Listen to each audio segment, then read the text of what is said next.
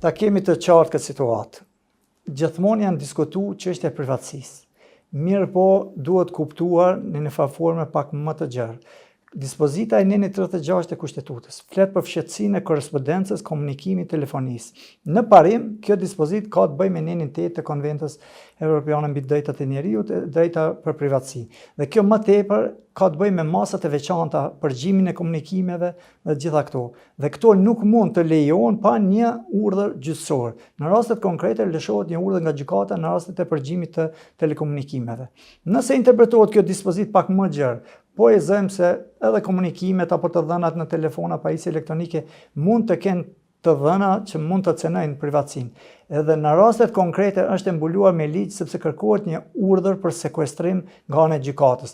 Në momentin që gjykata lëshon urdhër për sekuestrim të pajisjes me qëllim të nxjerrjes së të dhënave, përndryshe nuk ka logjik sekuestrimi i telefonit si pajisje, po qëllim që t'i ofrohet prokurorit që ta ndihmojë në zhvillimin e hetimit dhe të bëjë nxjerrjen e të dhënave me qëllim të zbulimit të veprës penale. Gzim Shala nga Instituti i Kosovës për Drejtësi thekson se dispozitat e kodit të procedurës penale janë të qarta në raport me ekzaminimin e telefonave dhe se ky kod nuk një kompetencë tjetër posa asaj të prokurorit të shtetit. Neni 145.2 i kodit të procedurës penale i referohet pajisjeve kompjuterike, pajisjeve elektronike të ruajtjes apo pajisjeve të ngjashme.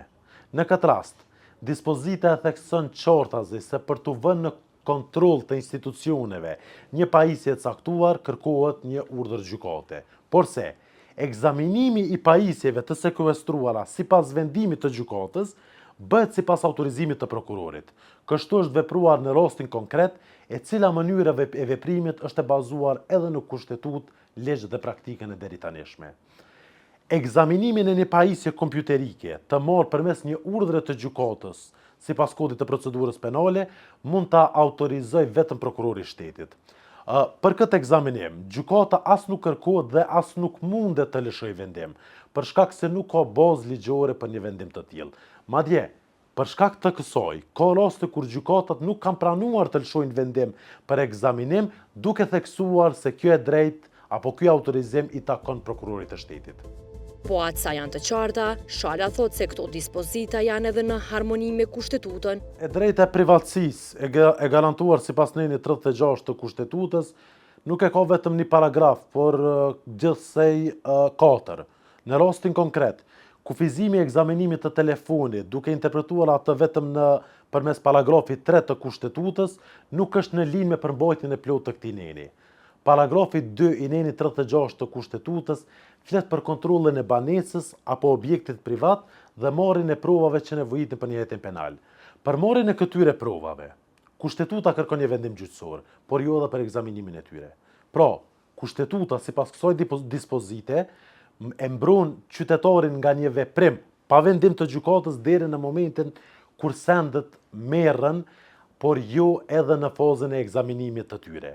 Ndërkaq, fshehtësia e korrespondencës, telefonisë dhe komunikimit tjetër mbrohet sipas paragrafit 3 të këtij neni, që flet për përgjimet që zhvillohen në kohë reale dhe jo për ekzaminimin e provave të marrura. Për këto prova kërkohet një vendim gjykate, pra për korrespondencën dhe komunikimin në kohë reale dhe jo për ekzaminimin e provave të marrura në mënyrë të lehtëshme. Pikërisht në këtë mënyrë, madje edhe strukturalisht, janë të ndërtuara dispozitat e kodit të procedurës penale që kërkojnë vendim gjykate pala prak për përgjime, ndërsa kërkon vendim gjyqësor për sekuestrim të provave dhe jo edhe për ekzaminimin e tyre. Pra, këtu nuk kemi të bëjmë me shkelje të kushtetutës.